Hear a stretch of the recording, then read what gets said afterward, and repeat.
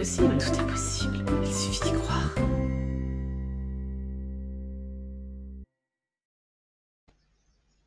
Hello, bonjour à toutes, bonjour à tous. Me revoici pour une nouvelle émission Tout est possible, il suffit d'y croire. Vous savez que cette chaîne est dédiée à toutes les personnes qui sont en recherche de mieux-être et qui ne savent pas forcément vers qui s'orienter. Donc, je les mets en lien avec des professionnels de l'accompagnement de qualité en qui j'ai toute confiance et je vous les présente, je les mets en lumière pour que vous puissiez voir si c'est de votre fréquence, si ça vous parle, si ça fait écho à votre histoire et si vous pensez que c'est la bonne personne qui pourra vous accompagner. Donc, si ce programme vous intéresse, n'hésitez pas à vous abonner à cette chaîne, à la partager, à liker les interviews que je vous propose parce que l'idée c'est que tout le monde puisse y avoir accès. Donc aujourd'hui, j'ai vraiment l'honneur et le bonheur de partager ce moment avec une très très belle personne, Marie-Rose. Bonjour Marie-Rose. Bonjour Chantal, merci pour ton invitation pour cette première mise en lumière. Je suis très touchée de le faire avec toi. Merci. Oui, c'est vrai que cette belle connexion au cœur que nous avons eue toutes les deux, j'adore ces rencontres-là et de partager ce moment avec toi me tenait vraiment à cœur. Donc aujourd'hui, tu vas nous parler de ton histoire et puis de l'accompagnement que tu proposes, cet accompagnement dédié tout principalement aux femmes pour qu'elles réussissent à apprendre à retisser la toile de leur vie. Donc c'est tout un programme. Donc parle-nous un petit peu de toi parce que c'est un parcours qui est très riche. Oui. Alors moi je suis née au Liban. Dans une famille où il y avait déjà 4 filles. Et en fait, la famille souhaitait avoir un garçon. Quand je suis née, ce qu'elle me raconte ma mère, c'est que le gynécologue, parce que c'est important de parler de la naissance, parce que c'est ce qui a fait tout le rejet, en fait, de ma féminité. Donc, quand je suis née, il m'a pris par les pieds. Il a dit, putain, encore une fille. Et elle me dit qu'il m'a balancé sur le chariot. Il m'a pas posé, donc il m'a balancé sur le chariot.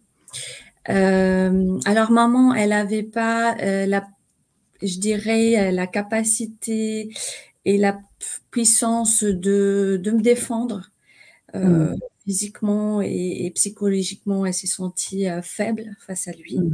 Donc là, j'ai reçu ce premier rejet, autant physique que psychologique. Et puis, en fait, c'est ce qui a créé les luxations des 2 hanches. Malheureusement, donc la deuxième erreur médicale, c'est qu'ils n'ont pas vu ça tout de suite. Donc, j'ai marché à l'âge de 1 an et demi, j'ai marché tard. Et là, ils ont détecté que j'ai des luxations des 2 hanches. Et encore pas de bol, quoi. Donc, quand on m'a opéré, j'ai eu un staphylocoque doré au niveau de la hanche droite qui a détruit la tête du fémur. Donc là, une troisième erreur, ils n'ont pas vu l'infection, ils n'ont pas vu que le staphylo, il a détruit toute la tête du fémur. Et du coup, à l'âge de 1 an et 10 mois, on m'a bloqué la hanche droite. Donc, j'ai une arthrodèse de la hanche depuis l'âge de 22 mois, et ce qui est un cas presque rare ou unique. Oui. Et du coup, depuis, avec les croissances, tout ça, j'avais une opération ou 2 par an jusqu'à mes 18 ans. Donc voilà, en fait, pouvoir être plus mobile, c'est ça? L'opération, c'était pour les opérations. En fait, comme il y avait la hanche bloquée, donc il y avait des déformations au niveau osseux. D'accord. Fémur, genou, le dos. C'était en fait pour protéger le dos. Donc après, bon, c'est un cas unique, donc je pense qu'il y avait beaucoup d'opérations qui étaient inutiles. J'étais un peu cobaye, ça se passait au Liban. Et c'est juste pour montrer en fait que mon enfance était très très douloureuse. Jusqu'à l'âge de 20 ans, j'étais souvent plâtrée, allongée ou debout avec des cannes. Donc, j'ai quitté les cannes à l'âge de 20 ans. Donc, Jamais c'est… assise. Comment? Tu ne pouvais pas t'asseoir. Je ne peux pas m'asseoir droite. Là, par exemple, on voit bien que c'est très difficile. Donc, tout est… En fait, j'ai la hanche bloquée, la hanche droite toujours bloquée, j'ai le genou droit bloqué et le dos. Donc, en fait, au fur et à mesure, j'avais d'autres complications.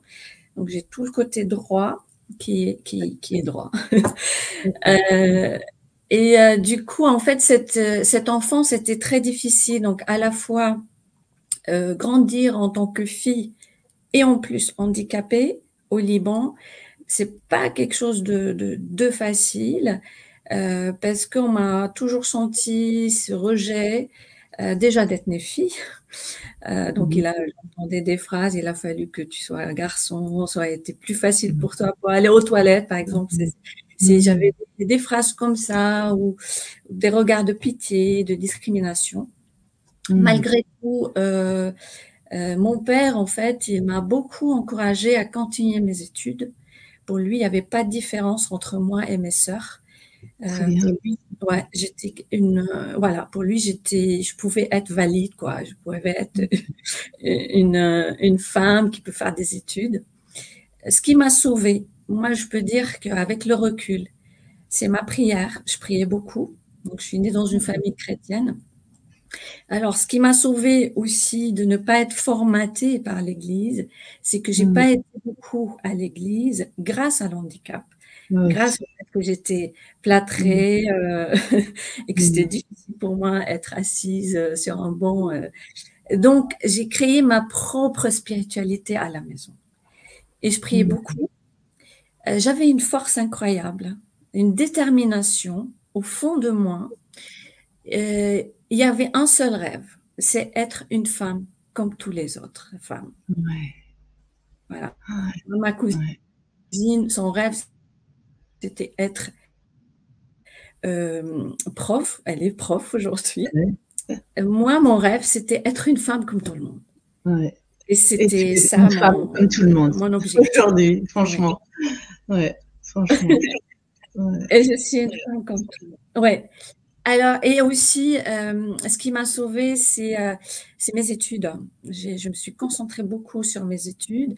J'avais cette capacité de capter rapidement. J'ai développé ça en moi. Et par contre, mes intuitions, tout ça, c'était très difficile que ça soit accueilli par mon entourage. Donc, comme j'étais souvent plâtrée, allongée, je voyais toujours le même décor. J'ai développé ce discernement de voir au-delà de ce que je vois, c'est-à-dire les intuitions, les pensées, les émotions, de capter ce qui est subtil. Et ça, c'était très mal compris. D'accord.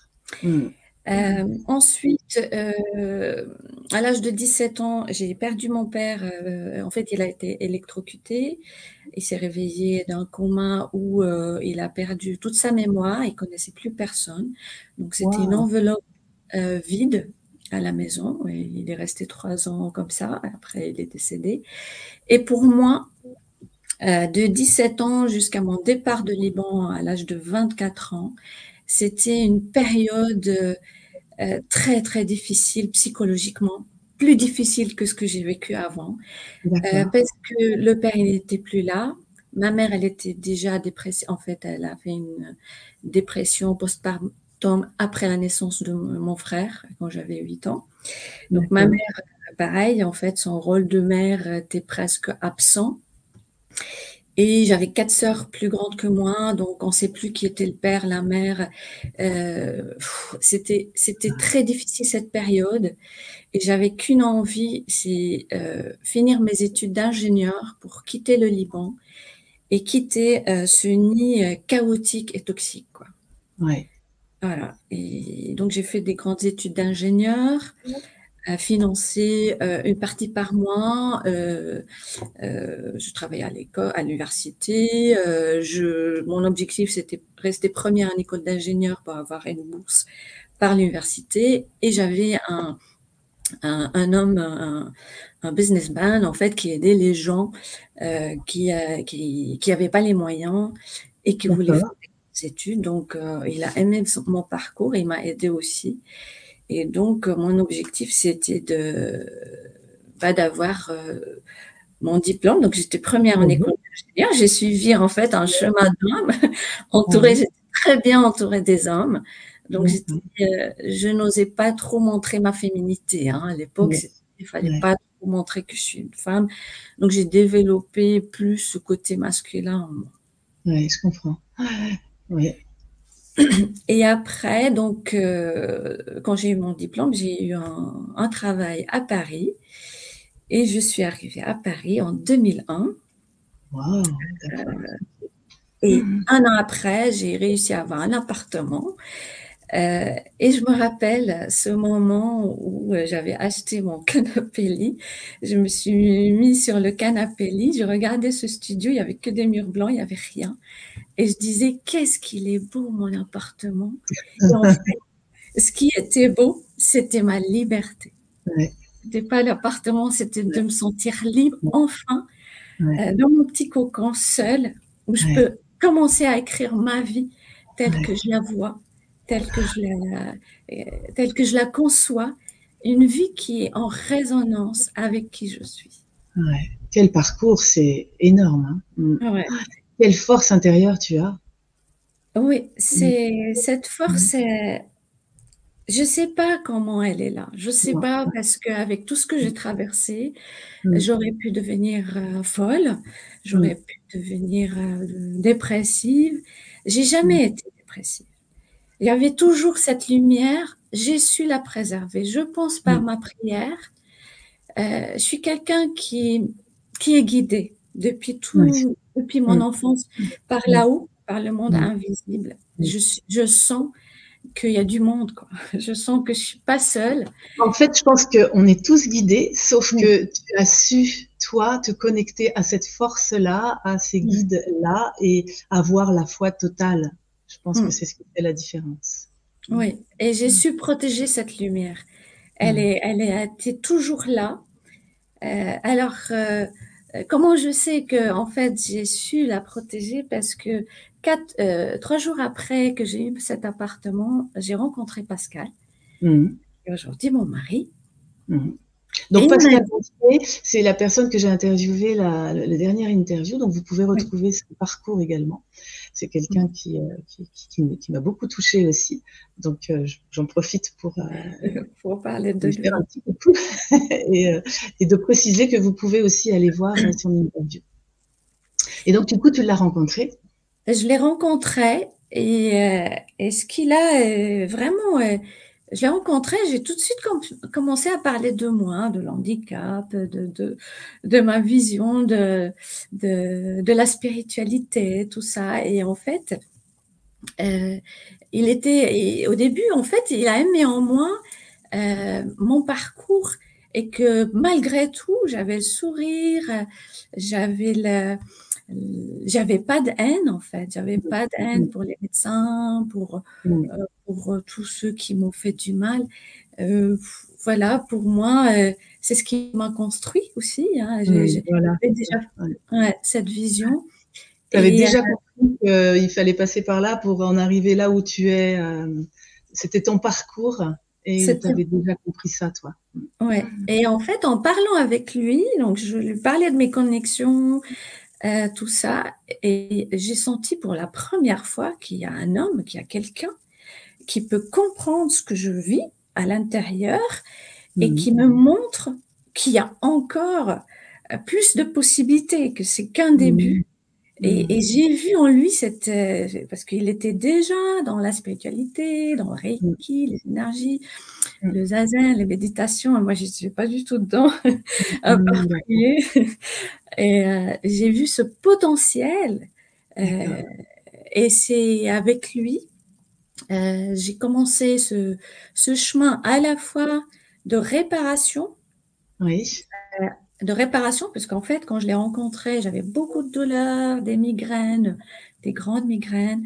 J'avais des douleurs articulaires. Je traînais mon corps. Je me rappelle, je marchais, je traînais ma jambe, mon dos, mon corps.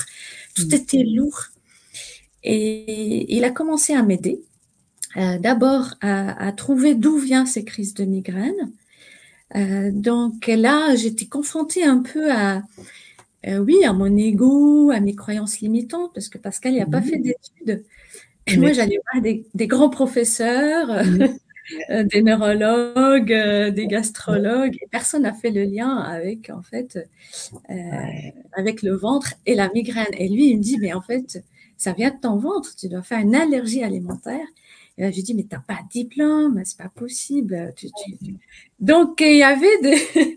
Moi, je suis l'ingénieur Bac+5 et Pascal qui a développé des dons par son parcours. Hein. Ben oui, parce que lui, il n'a pas été formaté. Non. Donc, en fait, c'est naturel. C'est naturel. C'est intéressant de voir ces deux parcours-là et qui peuvent justement cheminer ensemble et bien se compléter et être vraiment un soutien pour l'un pour l'autre. C'est chouette. Et donc, quand il m'a rencontrée, alors je voulais parler de ça aussi, c'est que moi, en tant que... Alors déjà, je me sentais pas vraiment... j'arrivais pas à sentir cette énergie féminine en moi.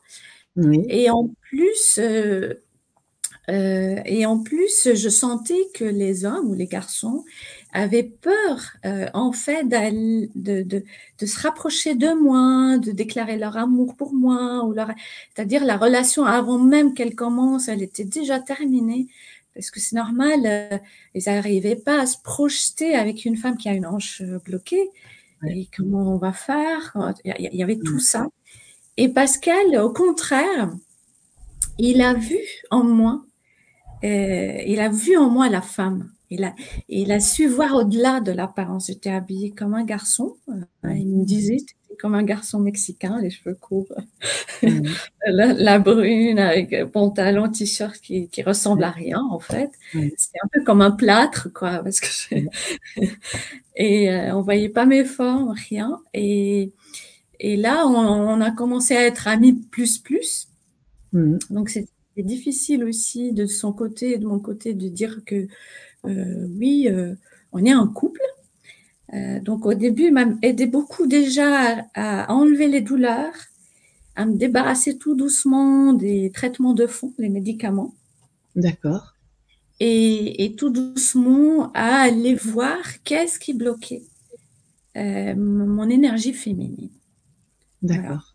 Voilà. Et à ce moment-là, on avait rencontré le chamanisme, il est parti en Amazonie, il a commencé à voir déjà les changements en lui. Et à cette période-là, moi, j'ai fait un premier burn-out en 2006. Le deuxième, donc les burn-out, ça se révélait par un staphylocoque qui se réveillait. En fait, c'est le staphylocoque que j'ai eu à l'âge de 2 ans. Il s'est réveillé 28 ans après. 2009, un deuxième burn-out. Là, j'ai été opérée. Et troisième burn-out, malgré le mi-temps thérapeutique, tout ça, mon corps, il n'arrivait plus à suivre. Et là, j'ai frôlé la mort. J'ai fait une grande crise de... Voilà, en fait, le staphylocoque, il était de plus en plus puissant. Et là, mon corps était entre la mort et la vie. J'étais entre les deux. Et moi, au fond de moi, j'ai dit, j'en ai marre, j'ai envie de partir. J'en ai marre, j'ai envie de mourir. Et à un moment donné, j'ai vu tout noir autour de moi. Je voyais plus rien. J'ai vu une lumière. J'ai entendu la voix de mon père. Il m'a dit, ma fille, il faut que tu reviennes. Ta vie, elle vient de commencer. Waouh. Je suis réveillée, j'ai ouvert les yeux et j'ai vu mon corps se battre, qui tremblait.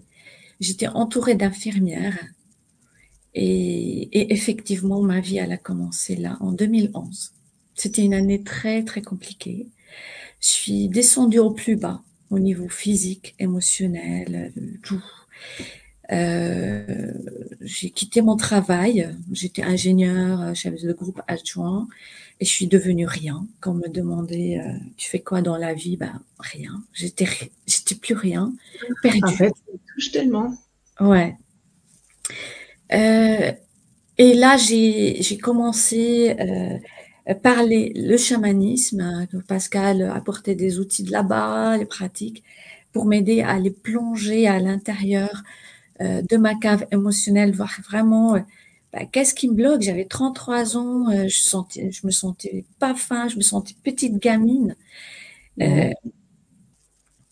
Et là, le chemin était très dur, en fait, le chemin d'aller plonger, voir mon lien avec ma mère, avec toute ma gratitude pour ce qu'elle a fait en tant que soin physique, mais au niveau émotionnel, j'ai senti les failles, j'ai senti j'ai réentendu les paroles qu'elle me disait, qui m'ont bloqué, moi, en tant que femme, de grandir. Je comprends, oui. Et là, il m'a amenée avec lui en Amazonie. Parce que il y avait aussi, avec toutes les souffrances que j'ai eues, les 25 ou 30 opérations, je les compte plus maintenant, à force, c'était tellement, la douleur tellement forte que en fait, je me dissociais, mon âme partait. Oui, je comprends. Et j'avais des moments où je me réveillais le matin, tout va bien, mais il y avait une angoisse, un vide. Donc, il m'a amenée avec lui en Amazonie. C'est là où j'ai rencontré son maestro, Elias Sinti. Et là, j'ai reçu beaucoup de soins par Elias. Et c'est comme ça qu'en fait, il a transmis les soins de recouvrement d'âme à Pascal. Et il lui a dit, j'ai fait ce que j'ai pu faire. Maintenant, tu continues ce processus avec elle en France. Et voilà, à un moment donné, Pascal, la relation elle est devenue voilà, relation de couple. On a validé que ça y est, au bout de 12 ans qu'on est un couple. Donc, il a commencé à m'orienter vers ses amis thérapeutes, comme Gérard Sueur, comme d'autres. Parce que là, il y avait des choses, c'était pas à lui de les entendre. En fait. Je comprends. Et donc, en 2014, j'ai fait une grande purge pour nettoyer toutes ces blessures de l'enfance. Et là, pour la première fois, j'ai senti que ça y est, mon féminin est réparé. Ça y est, je me sens femme. Et la première chose qui s'est passée et qui a prouvé que c'est OK, il n'y a plus de conflit avec les femmes, c'est qu'on était voir ma belle-mère. Et d'habitude, c'est très compliqué, ma relation avec elle. Et là, c'était d'une douceur ce week-end. Et à la fin du week-end, elle me prend dans ses bras. Elle me dit quel beau week-end, c'est le plus beau week-end que j'ai passé là avec vous. Elle me prend dans ses bras pour la première fois, elle m'embrasse, elle me remercie. Et là, je rentre à la maison, j'ai dit c'était ça la preuve en fait. Je suis reconnue par ma belle-mère. Et depuis, elle-même, elle m'appelle ma fille. Donc, elle me reconnaît comme sa fille et elle m'adore et je l'adore. Et depuis, voilà, je me sens femme. Voilà. Un beau témoignage. Merci Marie-Rose, c'est très touchant. Franchement, tout ton parcours te permet maintenant, je comprends, que c'est ce qui fait que tu te sens légitime à accompagner les femmes à se reconnecter à leur féminité. Oui. Donc après, avec Pascal, c'était son rêve d'avoir un lieu où il peut proposer des stages de groupe, une formation, sa formation pranayama. Donc, en fait, on a acheté ensemble ce lieu ecclésiastique qui a 500 ans. Et il a rénové le Clos du Temps aujourd'hui. C'est un lieu de ressourcement. Donc, je l'ai aidé. Moi je suis en fait le scribe de Pascal. Je l'aide à structurer tout ça, à mettre en place tout ce qui capte ses idées. Pour moi, j'étais la petite main et j'étais toujours présente dans ces stages. Ça m'apportait beaucoup. Ça me soignait en fait, chaque fois. J'étais là, près de lui, de m'imprégner de ses pratiques, de sa philosophie, de son énergie, et ça me soignait. Donc, ça m'a apporté beaucoup de souplesse, surtout le pranayama. Ça m'a apporté de la souplesse à l'intérieur d'un corps rigide. Et tout doucement, j'ai commencé à sentir ma place dans ces stages. D'accord. Donc, les gens sentaient que cette présence féminine, elle est importante. Donc, j'avais aussi, moi, je capte des chants. Donc, j'ai beaucoup aussi, je dénoue par la voix. Donc, ils me disaient, quand je chantais, les gens me disaient qu'est-ce que ça a fait en eux, à l'intérieur du corps, que ce soit le cœur, que ce soit le ventre. Et je dis, voilà, peut-être j'ai ça à apporter. Et 2017, mes dons de chamanisme ont commencé à se développer. Et là, moi, je refusais. J'ai dit, mais non, je ne suis pas chamane. C'est Pascal qui est chamane. Je ne veux pas cette mission. C'est trop lourd à porter. Je voyais déjà Pascal... Je sens en fait la mission d'être chamane, c'est pas quelque chose de facile. Toujours se remettre en question, rester juste, aligné, et gérer le monde invisible et visible. C'est pas une mission facile. Donc j'ai parlé à Pascal, il m'a dit de toute façon on va partir en Amazonie à la fin de l'année et tu verras si c'est vraiment ta mission. Et on est parti là-bas et tout est mis en place.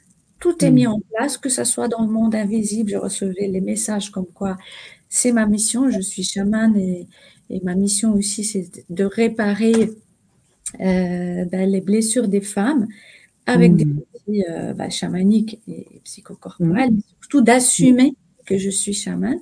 Donc, j'ai eu mon nom de chamane. Ça veut dire plante aromatique qui brille. D'accord. J'ai eu ma couronne, j'ai eu ma jupe de médecine qui a été offerte par Soila. C'est une femme Shipiba, c'est une chamane Shipiba qui m'a offert sa jupe qu'elle portait, sa jupe de médecine. Donc, la jupe que je porte, c'est sa jupe à elle. Et elle m'a transmis les bains de plantes que j'offre. D'accord. Important pour justement légitimer cette posture de chamane. Oui, parce qu'en fait, quand on reçoit ces infos ou que les esprits valident notre mission, en fait, sur le plan invisible, normalement, ça doit se matérialiser dans la chair, quoi. Donc, il n'y a pas que, en fait, ce qu'on reçoit là-haut, il y a aussi ce qu'on reçoit dans la matière. Et là, je suis rentrée, j'ai dit, OK, je valide, je suis chamane. Et tout doucement, jusqu'à 2021, j'ai ouvert mes stages de femmes. Avant, j'ai commencé les cercles de femmes. Et en 2021, j'ai ouvert les stages de femmes, les deux, la tisseuse et l'Amazone. Donc, tu vas nous en parler, la tisseuse, ça consiste en quoi? La tisseuse, c'est un stage. Alors pour moi, je vois comme une toile. C'est comme la toile d'araignée, mais c'est la toile de vie, de notre vie. Donc moi, quand je scanne la personne, pour moi, sur cette toile, il y a des nœuds. Et les nœuds, c'est les blessures. Donc je vais travailler à la fois le rapport au corps. Donc nous, en tant que femmes, il y a beaucoup de femmes qui ont du mal à accepter, à aimer leur corps parce que par la grossesse, la ménopause, le stress parfois, voilà, on oublie aussi le corps. Et du coup, moi, comme avec mon corps qui a plus de 30 cicatrices, et ils sont là, hein. Avec ce corps qui est déformé, j'ai appris à l'aimer tel qu'il est. Et donc, je transmets ça aux femmes. Comment aimer son corps qui est imparfait, mais qui est parfaitement parfait, quoi. Voilà, et ça, j'ai mis en place des rituels pour recréer le lien d'amour entre nous et notre corps. On est des êtres spirituels incarnés dans un corps. Voilà. Et pour pouvoir que chacune puisse réaliser sa mission sur Terre, c'est important qu'il y ait cette réparation, cette réconciliation avec le corps. Donc ça, c'est la première chose. La deuxième chose, c'est aller voir aussi l'origine de la blessure du cœur pour pouvoir la déposer. Donc moi, j'y vais en douceur. Donc j'y vais toujours, je mets le cadre, je sélectionne les femmes qui rentrent dans mes stages pour être sûre qu'elles sont prêtes. Et on y va en douceur, tout doucement. Et hop, ça y est, on est dans la cave émotionnelle. Et là, on est dans la blessure, l'origine de la blessure. Et j'accompagne les femmes à aller déposer ça avec toute bienveillance. C'est vrai, quand il y a eu des trahisons, quand il y a eu des viols, des incestes, de l'humiliation, on ne peut pas brusquer les choses. Là, il faut vraiment, c'est du tissage, c'est de la dentelle. Et là, je vais doucement pour que la femme puisse se sentir en confiance, que toutes les femmes puissent se sentir en confiance, pour aller chercher ça, oser le voir et le déposer. Et apporter une autre énergie, donc là, c'est mes connexions spirituelles, pour apporter de la lumière dans cette part blessée. Et puis, bien sûr, il y a les blessures, du cœur, mais les blessures aussi sexuelles. Et ça, c'est la tisseuse. Donc, par la douceur, on va toucher à notre vulnérabilité. Et le deuxième stage, donc, ça s'appelle l'Amazone, c'est ça? L'Amazone, c'est plutôt un stage chamanique. Donc, l'Amazone, pour moi, c'est la femme ancrée, alignée et connectée. Et quand on a cette force féminine, donc j'accompagne les femmes par la douceur, aller réveiller la force. Donc là, je ne laisse pas la peur entrer. En fait, par la douceur, on est direct dans cette force, dans cet alignement, dans cette connexion. Donc là, j'utilise à la fois des pratiques psychocorporelles et des pratiques chamaniques. L'idée, c'est sentir l'ancrage et ouvrir les connexions, l'intuition, les perceptions. Voilà, c'est accueillir tout ce monde subtil. Ça c'est très féminin. Et on l'a tous. On l'a tous et on peut l'apprendre et on peut le développer. Et donc, j'amène les femmes à développer ça, l'intuition et la force, parce que face à des épreuves ou face à un manipulateur ou une manipulatrice, c'est important là de sentir qu'il n'y a pas de peur, que cette personne ne peut pas nous déstabiliser, qu'on est ancré, aligné avec qui on est, et on peut, par notre énergie, faire repousser ça ou se défendre, tout en étant dans la féminité. Pour moi, c'est la force féminine. C'est pas pareil que la force masculine. Je comprends. Et est-ce que du coup, il y a un ordre? C'est mieux de faire la tisseuse avant l'Amazone? Il n'y a pas d'ordre. Pour moi, on peut faire l'une avant l'autre. Alors, quand il y a beaucoup de peur chez des femmes, je préfère qu'elles commencent par la tisseuse, parce que là, j'imagine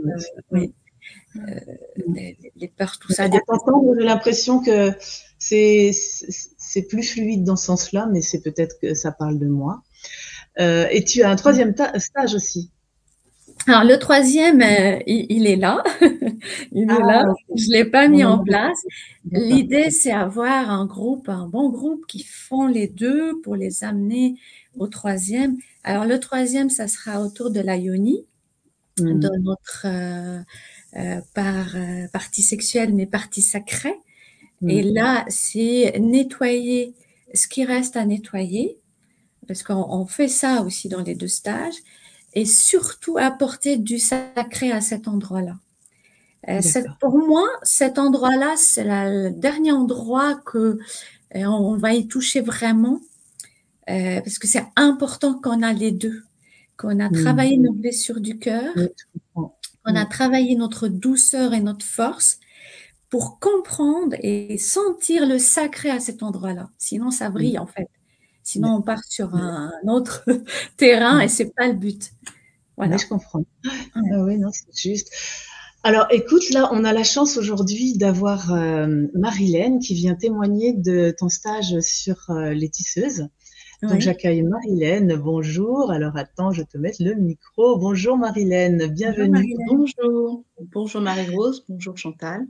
Merci d'être là pour, Marie-Rose, pour venir témoigner de ce que tu as vécu, lors d'un de ces stages. Donc je te laisse te présenter brièvement, dire, qu'est-ce qui a fait que tu as été, attirée par ce stage, que tu as vécu ce stage et qu'est-ce que ça t'a apporté? Oui, tout à fait. Alors moi, mon parcours, mon arrivée au stage est un peu particulière, pardon, puisque, c'est un cadeau que mes filles m'ont offert à Noël. Et cela oui, c'était un très beau cadeau, j'ai pleuré lorsque je l'ai vu parce qu'elles savent ce que j'aime.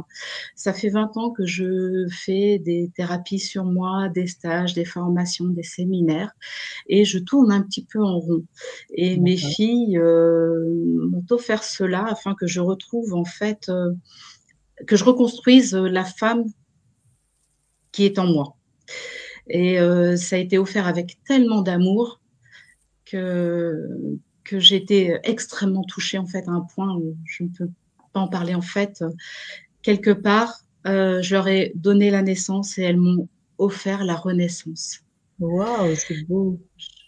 Je tiens à le dire comme ça parce que c'est exactement ce qui s'est passé avant d'arriver enfin, une fois que le cadeau a été offert, Marie-Rose, a tenu à ce qu'on se contacte et pour voir si j'étais, avant de valider vraiment le cadeau, voir si j'étais, en capacité Mmh, je de comprends. suivre ce stage. Mmh, J'ai trouvé ça extrêmement sérieux ouais. parce que ce n'est pas une question de business, c'est une question, vraiment, d'évolution Mmh. et j'ai, beaucoup apprécié, cette façon de faire. Je suis arrivée au stage avec chargée de valises énormes et au propre comme au figuré et oui. Et en fait, j'ai posé mes valises au Clos du Temps.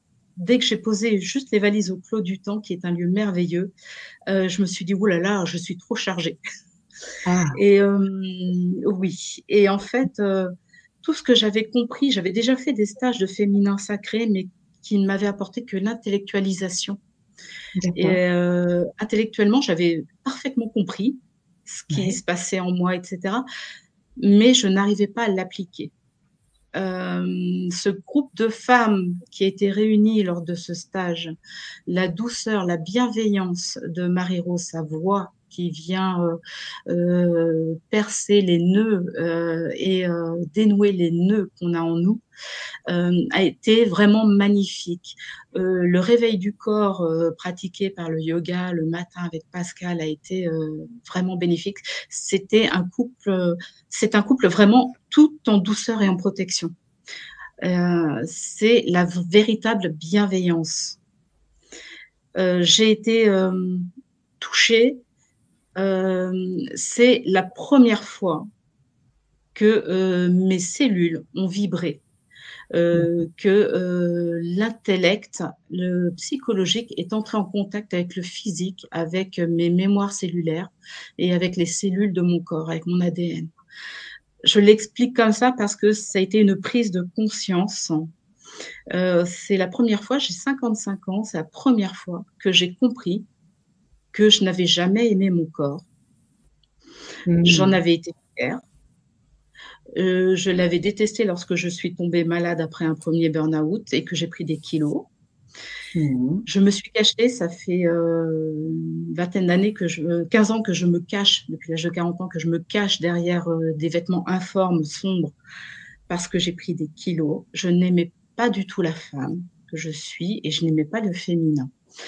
On a toujours dit que j'étais féminine et en fait, au fond de moi, pas du tout. Mais je comprends. Ça a été énorme parce que j'ai vraiment eu cette vibration, cette prise de conscience, ce déclic lors de ces exercices. Et pour la première fois, j'ai aimé mon corps. Wow. J'ai réellement aimé mon corps. Depuis, je me suis acheté des robes, je mets de la couleur, je prends soin de moi, je suis beaucoup plus féminine dans ma façon d'être. Et j'ai le sentiment que ma vie démarre vraiment. Je mange ce que je veux, quand je veux, et je suis en train de perdre des kilos. Donc, j'ai renoué entièrement avec moi, tel que finalement je devrais être. Je n'ai plus peur de me montrer. J'étais à un mariage ce week-end. On avait une danse à faire. Je ne connaissais pas les pas. C'était pour ma filleule. Je me suis quand même mise sur la première ligne et j'ai dansé sans avoir peur du regard des autres. Ça ne m'importe plus. Sans avoir peur de mes formes. Et j'ai été très fière de moi. Merci Marie-Ro. Réellement. Vraiment. Bravo. Je le conseille à toutes les femmes. Vraiment. Si on veut travailler en profondeur et sincèrement, quelque chose qui est totalement dans la bienveillance. Et en plus, ils ont un service SAV. Il faut le préciser. C'est important parce que ça veut dire qu'on existe en tant que personne. Oui, je comprends. Puis ce sont des petits groupes à taille humaine. Et en fait, c'est dans la bienveillance et en profondeur avec ce que j'entends. C'est vraiment quelque chose de doux. Un amour de l'humain. Bravo, Marilène. Donc, le stage, il dure combien de jours? On est arrivé le vendredi, on est reparti le lundi. D'accord. 4 jours, quoi. 4 jours. 3 jours, 3 nuits. Oui, 3 nuits, oui. Et tu penses, Marilène, que ces 3 jours ont suffi? Ou est-ce que tu as… alors, j'imagine que tu as envie de faire le deuxième stage. Je pense que ça doit couler de source. Oui. Est-ce que, du coup, certaines personnes se sentent l'idée de refaire le même stage parce qu'il y a encore des nœuds? Ah, c'est fort possible, oui. Tout dépend de l'histoire de chacun, je pense. Certainement que moi, si je refaisais la tisseuse, il m'apporterait encore d'autres réponses. Ok. C'est fort possible. Hein. J'y ai même pensé. Ah oui. Ok. Bah, écoute, et Marilène, il y a vraiment des choses qui s'inscrivent petit à petit, qui se développent petit à petit dans les semaines qui suivent. C'est génial. Il faut laisser le temps au temps. Ça se fait pas comme ça. Il y a des choses qui se dénouent petit à petit. Je comprends. C'est en profondeur. Bravo. Voilà. Il faut juste s'observer et prendre conscience de tout cela. Et donner le temps au temps. Exact. Merci, Marilène. Est-ce que tu vois autre chose à rajouter? Hormis le fait que je le conseille vraiment, si on est vraiment dans la recherche de soi-même. Et je pense que de plus en plus de personnes ne savent pas où se diriger. Je leur conseille le Maine-et-Loire. Je leur conseille le Clos du Temps. Et je ne conseille pas souvent. Comment tu dis? Et je ne conseille pas souvent. Oui, d'accord. Là, vraiment, c'est avec ton cœur et en toute sincérité. Merci beaucoup, en tout cas, pour ce témoignage. Merci, on partagera un maximum parce que effectivement, il faut faire connaître ce lieu, le Clos du Temps, qui est vraiment un endroit magnifique. Merci, Marilène. À bientôt. Au plaisir de te rencontrer en vrai. Et puis, prends soin de toi. Continue à prendre soin de toi. Continue à vibrer. C'est beau comme témoignage, vraiment, c'est très touchant. Et on a, cerise sur le gâteau, on a une deuxième personne qui vient témoigner pour toi, Marie-Rose. Donc, on est gâtés aujourd'hui avec Nathalie. Alors, Nathalie, tu dois retirer… J'arrive pas à rétablir ton micro. Voilà. Oui, bonjour tout le monde. Ben là, je suis très touchée. Que dire de plus parce que, voilà, moi aussi, je suis très touchée d'avoir entendu le parcours de Marie-Rose, ce témoignage de Marilène. Qu'est-ce que je peux rajouter Déjà, toi, ton parcours, qu'est-ce qui fait que tu as eu le souhait de venir à ce stage et qu'est-ce que ça t'apporte aujourd'hui? Oui, en fait, donc déjà, moi, à mon arrivée sur Angers, il y a 2 ans, j'ai cherché vraiment un lieu ressource parce que, voilà, la vie, dans ma vie courante, je suis très aidante, très soutenante et je peux aussi me sentir perdue dans ce monde un peu brutal. Mais qui fait partie de la vie. Et donc, j'ai cherché sur Internet et la vie m'a amenée au Clos du Temps. Donc, j'ai appelé Pascal, le mari de Marie-Rose, et j'ai commencé par les cercles de tambour et cérémonies du cacao, voilà, où j'ai pu sentir que c'était un beau lieu et que c'était un couple référent pour moi. Et j'ai écouté ma petite voix de cet élan de m'offrir le stage La Tisseuse. Voilà, pour moi. Et là, j'ai été tout de suite rassurée par le discours de Marie-Rose tout au début du stage. Bien sûr, j'ai eu l'entretien aussi, comme Marilène. J'étais rassurée parce que elle avait un dialogue, un discours qui résonnait en moi. Elle a parlé de protecteurs, de pompiers. Je dis, ils connaissent cette technique parce que c'est vrai que voilà, j'ai eu une vie assez traumatisante, même beaucoup, différente de celle de Marie-Rose, mais avec aussi comme miroir un parcours avec le handicap. Et je me suis sentie en sécurité. J'ai dit, là, ils ont des outils, voilà, pour aider et accompagner quand on fait justement de la dissociation. Parce que ça fait longtemps que je cherche, que je fais beaucoup de choses, que je me suis formée moi-même parce que je suis super accompagnante de la personne. J'ai fait beaucoup de choses toute seule aussi, mais toujours avec cette question, mais où est-ce que je peux me faire accompagner pour avoir vécu de la dissociation? Comment je fais? Comment je fais? Je ne vais pas aller au Pérou, je ne suis pas chamane, je ne veux pas suivre ce parcours-là. Et là, j'ai trouvé des bonnes personnes sans le savoir. Hein. J'ai une idée ici. Voilà. Et donc, ici, au stage de la tisseuse, je réalise que j'ai accueilli ce parcours de handicap. J'ai osé l'exprimer parce que Marie-Rose, elle a dit oui, c'est pas toujours drôle.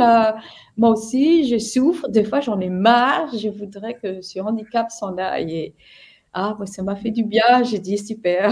Voilà. Donc, moi, j'ai accueilli et écouté ce handicap.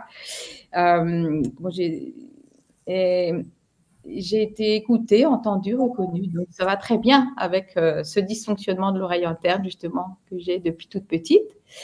Et à la fois, j'ai vécu beaucoup de joie, beaucoup de légèreté. J'ai déposé. J'ai beaucoup dormi, même si c'est très intense, de 9h à 23h, voire minuit. J'arrivais à faire une grossesse. J'ai dormi. Il y a quelque chose qui fait qu'on dépose là. Voilà. Et, en tout cas, c'est un endroit vraiment où il y a beaucoup d'outils. Ils ont toutes les médecines. Et effectivement, aujourd'hui, moi, je recommande vraiment l'accompagnement de Pascal et Marie-Rose parce que plutôt que d'aller voir un tel, se disperser, de voir plein de personnes, là, on a tout. Et en 4 jours, je fais un an de thérapie, quoi.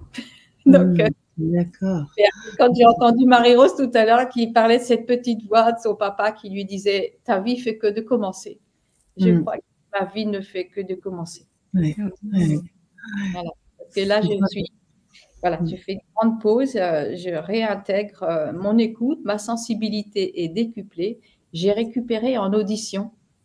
L'audioprothésiste m'a dit que j'avais récupéré en audition, mais je crois que c'est parce que j'ai récupéré en en confiance en moi, confiance que je peux écouter, entendre et percevoir. Et ici, c'est un lieu ressource pour moi parce que je peux parler du visible et de l'invisible. C'est pas facile. Oui. Tu te sens en sécurité. Je me sens en sécurité et comprise et entendue. Et comprise et entendue. Et comme dit Marilène, c'est ça que j'aime. Dans ma vie, j'ai eu plusieurs personnes ressources comme ça, mais c'est parce qu'il y a le pendant, mais il y a aussi un service après-vente. Ils sont toujours là. On est toujours là. On est une famille. Et moi, je cherchais une famille spirituelle quand je suis arrivée à Angers et j'ai trouvé. Wow. Merci pour ce message, ce témoignage très fort. Franchement, on ne peut pas dire plus beau. Enfin, c'est magnifique ce que tu dis. Merci Nathalie pour ta force aussi et ta confiance. As-tu autre chose à ajouter, Nathalie?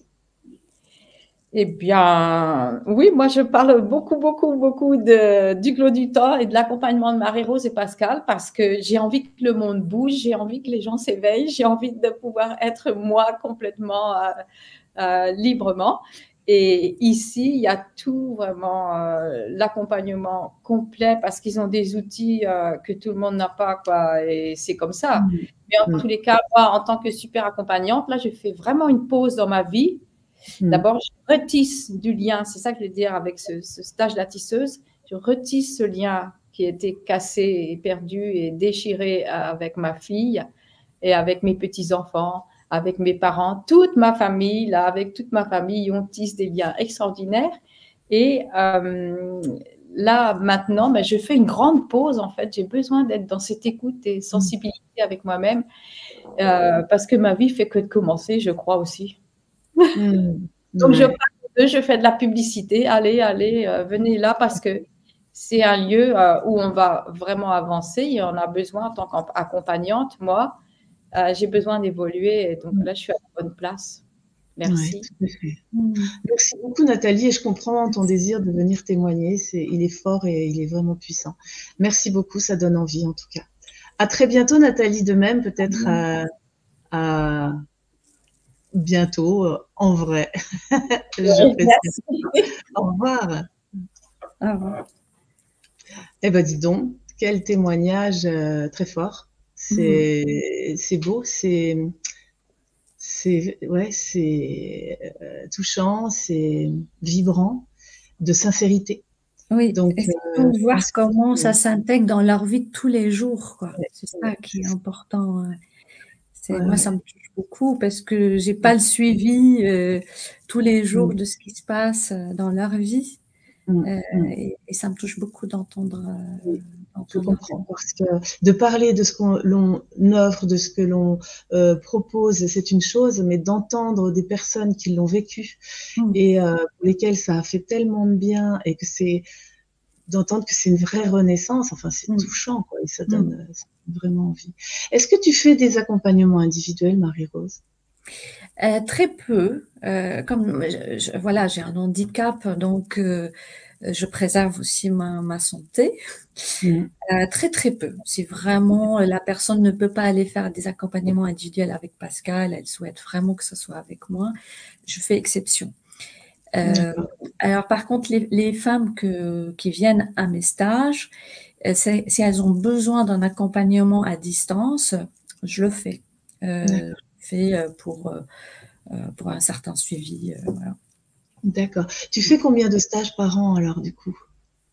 Alors j'en fais 2.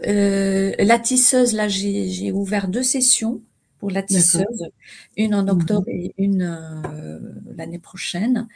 Et puis l'Amazone, une seule fois, parce que l'Amazone, j'ai besoin qu'il fasse beau. C'est des pratiques chamaniques aussi à l'extérieur, donc j'en fais une fois l'Amazone. Après, j'accompagne mon mari dans les stages mixtes. Mais c'est lui qui est en fait le guide de ces stages. Moi, j'apporte mon énergie féminine. Donc, j'essaie vraiment de préserver ma santé. Donc, il y a la mission et la santé. J'essaie de faire avec. Et je tiens à remercier mon mari qui est vraiment en support pour moi, pour pouvoir accomplir cette mission, même si c'est 3 jours à chaque fois. Mais il est là pour vraiment faire les réveils corporels et puis me soutenir et me protéger sur le plan invisible. Et je voudrais vraiment le remercier pour tout ce qu'il m'a apporté, de révéler ma féminité, de me faire sentir que ce corps, il n'est pas que corps de souffrance, mais ce corps, il peut accueillir la douceur par lui, l'amour, le plaisir, voilà, la vibration, quoi, il peut vibrer. Et ça, c'est grâce à lui, à son amour, parce qu'il a vu au-delà de l'apparence. Et je tiens à remercier tout ce qu'il m'a enseigné et tout ce qu'il m'enseigne encore, parce que c'est mon guide, c'est mon premier guide. Et aujourd'hui, voilà, il est enseigné par moi, je suis enseignée par lui. Donc c'est ça. Une relation très nourrissante, très vibrante, qui vous fait grandir chaque jour, quoi, en fait. Je ressens ça à votre contact. Merci beaucoup, Marie-Rose. Franchement, c'est cadeau pour moi de vous recevoir tous les deux. C'est vraiment super. Merci de ce beau témoignage. Et peut-être as-tu un mot de la fin? J'ai un mot de la fin. Je voudrais te remercier pour ta confiance de cette invitation. Et le mot de la fin, je le donne à l'esprit qui nous a accompagnés pendant cette interview. L'esprit Lolo. C'est un papillon comète, papillon de nuit. C'est un phalène de Madagascar et qui nous dit, à moi, à toi, à tous ceux qui nous entendent, qui nous dit « Debout dans la lumière, vous êtes unique. Vous êtes un être divin et magnifique. N'essayez pas de dissimuler votre beauté et votre lumière intérieure. Votre destinée est d'être vue. Votre âme est nourrie et protégée par l'amour du Wakatanka, le grand esprit. » Aho. Bon, alors tu me fais tirer les larmes encore, décidément, cette interview. Ouais, c'est vrai que c'est pas facile d'accepter d'être dans la lumière, de trouver sa place, de l'apprendre, de s'affirmer en tant que... Et tu es unique, Chantal, et tu es unique et on est tous uniques. Et c'est ça qui est beau. Et on a tous une lumière, on a tous des connexions, on a tous quelque chose à montrer, à dévoiler, à diffuser autour de nous. C'est clair, j'en ai conscience, mais c'est vrai que il y a du travail à faire. Bon, eh bien, écoute, merci beaucoup. Ça donne envie d'aller voir tout ce que tu proposes. À très bientôt, sûrement. Et puis, je t'embrasse très fort et prends soin de toi. Donc, toutes tes coordonnées sont sous la vidéo. Donc, les personnes qui veulent vous contacter, toi et Pascal, il y a le lien pour aller vers le Clos du Temps, pour explorer toutes vos propositions. Et il y en aura peut-être d'autres avec... à l'avenir, on ne sait pas. À bientôt. Merci, à bientôt, Chantal. Belle journée. Continue à te mettre en lumière et puis à prendre soin de toi. Ouais, merci. Je t'embrasse fort. À bientôt. Wow. Bon, eh bien moi je suis toute émue, tout ce qui se passe là, c'est très touchant et ça me fait prendre conscience que j'ai encore du chemin à faire et que d'explorer encore tout ce qui se passe en soi, c'est vraiment, je pense, le sens de notre vie. Donc, pour moi, il n'y a pas d'autre sens. Donc, allez-y, n'hésitez pas à partager cette interview si ça vous a touché, si ça vous a parlé, si vous pensez que des personnes autour de vous ont besoin de se reconnecter, de rencontrer des personnes comme Marie-Rose et Pascal. Eh bien, n'hésitez pas surtout à liker, à partager. C'est important sur YouTube. Je vous souhaite le meilleur. N'oubliez pas que vous êtes la personne la plus importante de votre vie. Alors, chérissez-vous, c'est important.